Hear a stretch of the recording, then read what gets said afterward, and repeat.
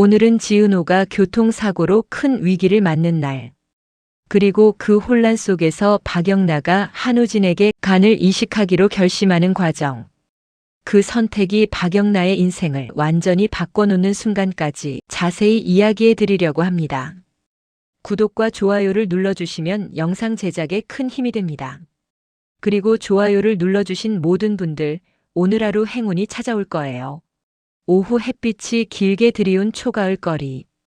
지은호는 가벼운 마음으로 고성희를 따라 걷고 있었습니다. 그런데 마음 한편에서는 계속 걸리적거리는 것이 있었죠. 지은호가 불쑥 입을 열었습니다.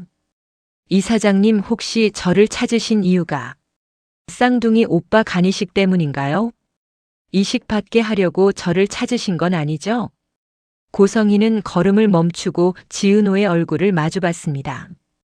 고성희의 눈빛은 떨리지도 흔들리지도 않았습니다. 마치 오래전에 준비해둔 대본처럼. 아니야, 은호야. 엄마는 널 평생 그리워하며 살았어. 내가 어디 있는지 어떻게 사는지 늘 찾고 싶었지. 오빠 일은 어떻게 그렇게 엮이게 됐는지 나도 잘 모르겠다. 말은 따뜻했지만 그 말 끝에는 설명하기 힘든 차가운 그림자가 길게 드리워져 있었죠. 지은호는 직감했습니다. 이건 뭔가 숨기고 있다. 하지만 지은호는 그 느낌을 붙잡지 못한 채 애써 고개만 끄덕였습니다.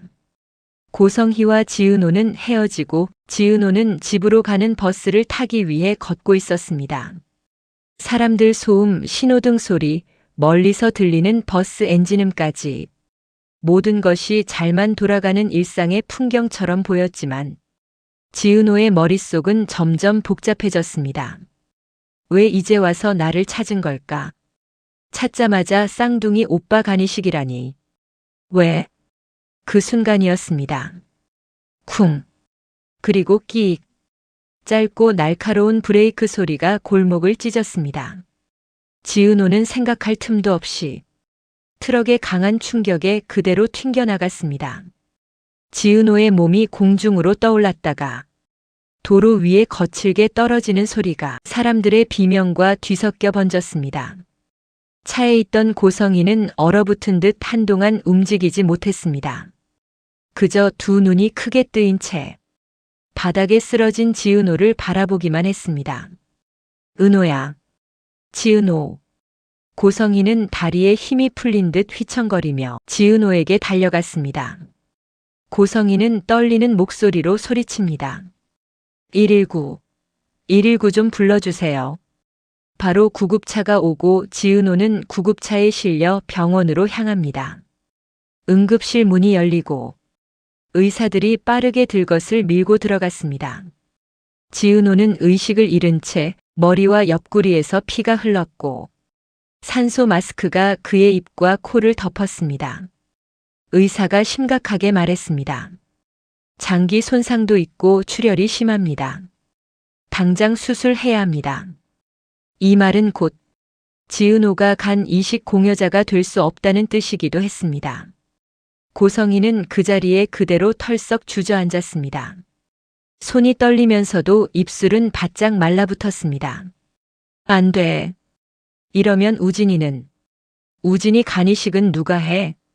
지은호가 이런 상태라면 아무리 회복해도 단기간에 공여자로 나설 수는 없었습니다. 당장 간이식이 필요한 우진이가 수술을 받을 수 없게 되자 고성희는 절망에 빠집니다. 고성희는 병원에서 집으로 돌아오자마자 현관문에 기대어 잠시 숨을 고르며 떨리는 손을 감쌌습니다. 정신이 온전히 돌아오기도 전에 거실에서 들려오는 낮은 목소리에 얼굴을 들었습니다. 거실엔 한우진이 휠체어에 앉아 있었고 소파엔 박진석과 박영나가 말없이 앉아 있었습니다. 갑작스러운 분위기에 순간 멈칫한 고성희는 억지로 표정을 추스르며 들어섰습니다. 다들 여기 있었네요. 박진석이 서늘한 얼굴로 고성희를 바라봤습니다. 그의 턱은 굳어 있었고 눈빛은 이미 많은 것을 알고 있다는 듯 했습니다. 여보. 우진이 쌍둥이 여동생을 빨리 만나야겠어. 지금 상태로는 시간이 없어. 고성희의 손이 순간적으로 움찔했습니다. 눈동자가 흔들리며 얼굴은 바닥을 향했습니다. 오늘 그 애가 교통사고가 났어요. 순간 거실의 공기가 완전히 얼어붙었습니다. 우진의 눈이 크게 흔들렸고 박진석과 박영란은 동시에 고성희 쪽으로 시선을 돌렸습니다.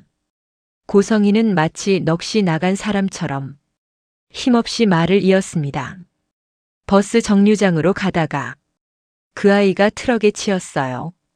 지금 수술 중이고 살아도 한동안은 공여자로 나서는 건 불가능할 거예요. 정적이 길게 늘어지고 우진은 숨을 들이키기도 힘든 듯 작게 중얼거렸습니다. 동생이 다쳤다고요? 박영란은 두 손을 무릎 위에서 꼭 모으며 입술을 꾹 깨물었습니다. 잠시 고민하던 영나가 고개를 들고 고성희를 뚫어지게 바라봤습니다. 엄마 그럼 제가 검사해 볼게요. 그 말이 나온 순간 고성희는 자리에서 벌떡 일어났습니다. 안 돼. 거실 전체가 고성희의 목소리에 울렸습니다. 평소의 부드러운 말투는 어디에도 없었고 날이 선 목소리였습니다. 영나야 너 지금 내가 뭘 말하는지 알아?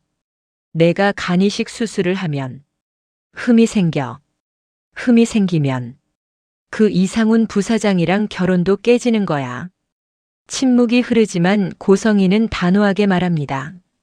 넌 영원히 재벌가 집안과 결혼할 수 없게 된다고. 한 단어 한 단어가 쇠붙이처럼 거칠게 들렸습니다. 박영란은 숱한 생각이 스쳐 지나가는 듯 눈을 감고 깊게 숨을 들이쉬었습니다. 엄마, 전 이상훈 부사장을 사랑하지 않아요. 결혼도 미래도 다 어머니가 정해준 길이었죠. 영나야, 지금 감정적으로 나설 때가 아니야. 감정이 아니라 제 선택이에요. 박영나가 목소리를 낮게 깔았습니다. 지금 공여자가 없으면 정말 위험하다잖아요. 우진 오빠 수술 안 받으면 죽어요. 고성희는 박영나를 바라보았습니다. 눈빛이 흔들리는 것이 아니라 서서히 검게 가라앉아가는 표정. 마치 바닥에서부터 차오르는 분노와 절망이 얼굴을 서서히 덮는 것 같았습니다. 박진석이 무겁게 말을 이어나갔습니다. 여보, 나도 반대하고 싶은 마음이야. 영나 인생이 걸린 문제니까. 하지만 우진이 지금 상태로는 선택지가 없어. 고성희의 얼굴이 하얗게 질렀습니다. 마른 입술이 떨리며 작은 목소리로 말합니다. 안 된다고 했잖아요. 하지만 박진석은 단호하게 말합니다. 영나가 검사 받겠대. 그리고 난 허락했어. 이에 고성희가 말합니다. 성재는요? 성재도 검사 받아보게 해주세요. 박진석은 고성희를 바라보며 말합니다. 성재는 우진이랑 혈액형도 다르잖아. 그 한마디에 고성희는 두 눈을 크게 뜨며 천천히 뒤로 물러나갔습니다. 그녀의 손이 소파 등받이에 닿았지만 힘이 없어서 그대로 미끄러졌습니다.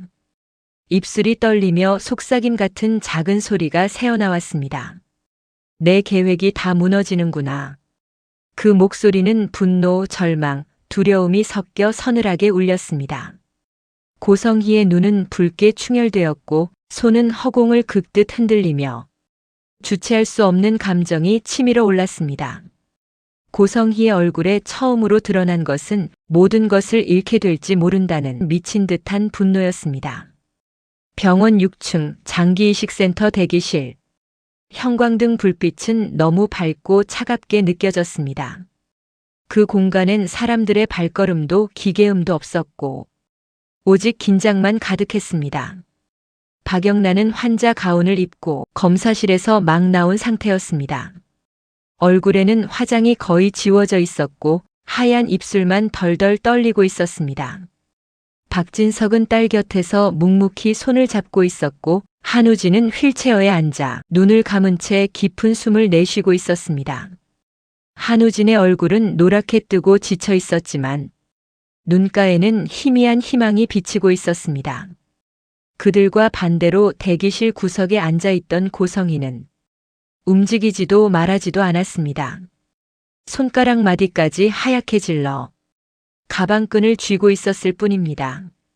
문이 조용히 열리고 흰 가운을 입은 의사가 들어왔습니다. 의사는 차트를 한번 훑어보더니 차분한 목소리로 말했습니다. 박영나 씨. 영나는 심호흡을 하고 천천히 일어섰습니다. 손끝까지 떨리고 있었지만 눈빛만큼은 흔들림 없이 곧게 서 있었습니다. 의사는 그녀를 바라보더니 말합니다. 간이식 적합합니다. 순간 시간이 그 자리에서 멈춘 듯한 묘한 정적이 대기실을 감쌌습니다. 가장 먼저 반응한 사람은 휠체어에 앉아있던 한우진이었습니다. 미세하게 떨리던 우진의 손이 무릎 위를 움켜쥐더니 조용히 목이 메인 목소리가 새어나왔습니다. 영나야 내가? 영나는 힘겹게 미소를 지으며 고개를 끄덕였습니다. 오빠 내가 간이식 해줄게. 우진의 눈가가 천천히 젖어갔습니다. 살아서 할 수 있을까 말까 했던 말이 나직하게 흘러나왔습니다. 미안해. 그리고 고마워. 박진석은 의사에게 정중히 인사한 뒤 오랜 시간 눌러왔던 무거운 감정을 결국 숨기지 못했습니다. 고맙습니다. 그러고는 딸 영나의 손등을 어루만지며 말합니다. 영나야 정말 괜찮겠어? 박진석의 눈빛에는 딸의 인생을 바꾸어 버릴 선택에 대한 걱정과 미안함이 모두 녹아 있었습니다. 영나는 작게 웃으며 말했습니다. 아빠 저는 건강하잖아요. 괜찮아요. 우진 오빠를 살려야죠. 모두가 안도의 숨을 내쉬고 있을 때 대기실 한쪽에서 작게 무언가 떨어지는 소리가 들렸습니다. 모두가 고개를 돌리자 고성희가 바닥으로 주저앉아 있었습니다. 고성희의 얼굴은 분노인지 지옥 같은 절망인지 도무지 구분되지 않는 표정이었습니다. 눈은 크게 뜨여 있었고 입술은 벌어졌는데 말이 나오지 않았습니다. 잠시 뒤 그녀는 거의 속삭임에 가까운 목소리로 말했습니다. 안 돼, 영나는 안 돼. 주변 누구도 그녀에게 가까이 다가가지 못했습니다. 박영나가 도망칠 듯 한 발 뒤로 물러나자 고성희는 떨리는 손을 뻗었습니다. 영나야, 내가 수술하면 안 돼. 목소리는 갈라지고 쉬어 있었습니다. 은호 그 아이 상태를 다시 확인해야겠어. 그 애 분명 다시 검사해보면 수술 가능할 거야. 의사가 눈썹을 살짝 찌푸리며 조심스럽게 말합니다. 이사장님, 그 환자는 현재 응급수술을 한 상황입니다. 장기 손상도 심해 공연은 어렵습니다. 그만하세요. 고성희가 의사에게 소리를 질렀습니다. 박진석이 자리에서 벌떡 일어서며 고성희에게 다가왔습니다. 여보, 진정해. 지금은 현실을 봐. 현실. 고성희가 박진석 쪽으로 몸을 돌렸습니다. 눈빛이 붉고 뜨겁게 흔들렸습니다. 당신이 뭘 알아? 당신이 뭘 안다고 지금 나한테 현실을 얘기해. 박진석도 한숨을 크게 내쉬며 말했습니다. 지금 이렇게 소리 지른다고 바뀌는 건 없어. 우진이는 살려야 하잖아. 그 말이 고성희의 가장 아픈 신경을 건드렸습니다. 살린다고? 누굴 희생해서? 누굴 포기해서? 박영나는 움찔하며 뒤로 한 걸음 더 물러서서 말합니다. 엄마, 그만하세요. 전 괜찮아요. 저 정말 괜찮아요. 영나의 목소리는 떨렸지만 담담했습니다. 그러나 고성희는 듣지 못하는 사람처럼 고개를 세차게 저으며 더 크게 외쳤습니다. 아니야, 영나 너까지 그러면 안 돼. 내가 그동안 뭘 위해 살았는데. 내가 널 위해 어떻게 했는데. 그 모든 게 간이식 수술로 한순간에 무너지는 거야. 그녀의 눈이 번쩍 뜨였습니다. 그 표정은 마치 자신이 쌓아온 인생 전체가 방금 눈앞에서 산산조각 나는 것을 보는 듯한 표정이었습니다. 박진석이 두 손을 내밀며 말했습니다. 여보, 제발 이러지 마. 우리 딸 선택 존중해줘. 아니야. 영나는 나한테. 고성희의 목소리가 갑자기 꺾였습니다. 나한테 뭐였지? 고성의 자신이 순간 혼란스러워 말문이 막힌 듯 보였습니다. 그리고 바로 그 다음 순간 고성희는 갑자기 뒤돌아서 복도 쪽으로 빠르게 걸어가기 시작했습니다. 마치 도망치듯, 마치 자신이 무너지고 있다는 증거를 누구에게도 들키고 싶지 않은 사람처럼. 박진석이 놀라서 고성희를 부릅니다. 여보, 고성희, 어디가? 그러나 고성희는 이미 복도 끝으로 정신없이 걸어가며 혼잣말을 계속 중얼거리고 있었습니다. 안 돼. 다시 확인해야 해. 검사를 다시 해봐야 해. 은호만 괜찮으면. 그 모습에 대기실 전체는 완전히 얼어붙었습니다. 의사는 깊은 숨을 내쉬고 박진석에게 조용히 말했습니다. 지금은 수술 준비부터 하시는 게 좋겠습니다. 한우진은 고개를 숙인 채 두 손을 꼭 쥐어잡았습니다. 감사와 죄책감이 뒤섞인 눈물이 그의 무릎 위로 떨어졌습니다. 박영란은 그 눈물을 보고 입술을 세게 깨물었습니다. 그리고 조용히 우진의 손등을 덮었습니다. 오빠, 내가 간이식 해줄게. 그들의 손 위로 복도에서 멀어져가는 고성희의 불안한 발걸음 소리가 길게 울려 퍼졌습니다. 며칠 뒤 간이식 수술은 무사히 끝났습니다. 회복실 창문 사이로 햇빛이 잔잔하게 스며들고 두 개의 침대 위에는 각각의 생명력을 되찾아가는 우진과 영나가 누워 있었습니다. 한우진은 아직 미약한 숨을 내쉬었지만 그 눈빛은 분명하게 살아 있었습니다. 그리고 맞은편 침대에는 수술 자국을 단단히 붙인 채 조용히 눈을 감은 박영나가 있었습니다. 오랫동안 불안과 피로로 지쳤던 박진석은 딸의 손등을 바라보다가 천천히 고개를 떨구며 눈을 적셨습니다. 영나야, 수고했어. 정말 잘했다. 그때 박영나의 핸드폰이 울리자 전화를 받습니다. 영나야. 이상훈 부사장이었습니다. 박영나는 천천히 몸을 일으켜 전화를 받습니다. 우리 결혼 좀 어려울 것 같다. 박영나의 표정은 조금도 흔들리지 않았습니다. 네, 저도 알고 있었어요. 이상훈 부사장은 놀란 듯한 목소리로 미안해라고 말하며 전화를 끊었습니다.